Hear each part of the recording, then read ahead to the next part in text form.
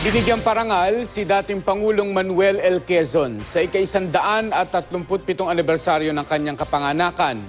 Kabilang sa mga dumalo sa okasyon ang kanyang anak at giit niya dapat pamarisan ng mga bagong politiko ang pagiging totoong makamahirap ng kanyang ama. Narito ang aking report. Pinuno sa ilalim ng rehimeng Amerika si Manuel L. Quezon, ang ikalawang Pangulo ng ating Republika. Kaya sa kanyang inaugural speech sa Legislative Building sa Maynila noong November 15, 1935, malinaw ang kanyang katapatan sa Estados Unidos.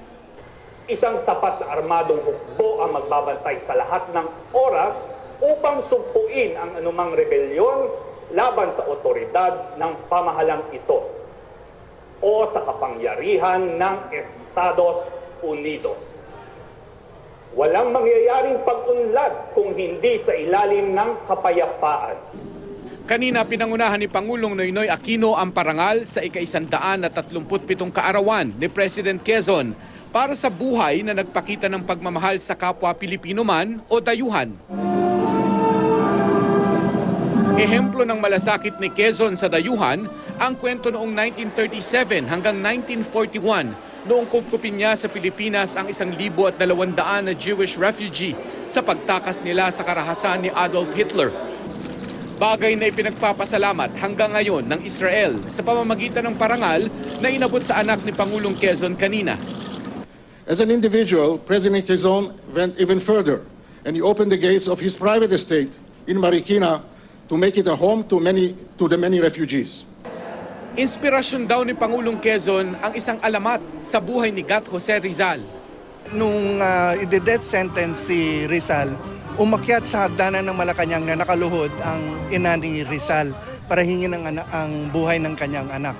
At sabi niya, walang dapat maging Pilipinong Pangulo na i-etsapwerahin ang mga karapatang pangtao ng Pilipino man o dayuhan.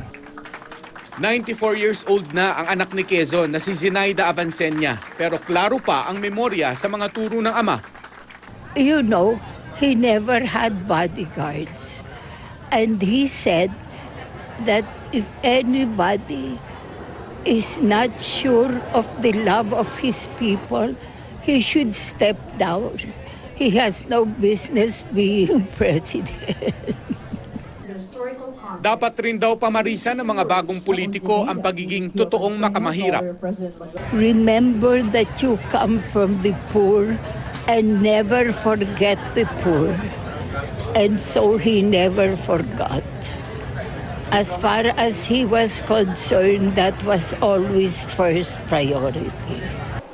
Bukas na sa publiko ang makabagong museo ni Manuel L. Quezon sa Quezon Memorial Shrine para mas lubos niyong makilala ang tinaguriang Commonwealth President.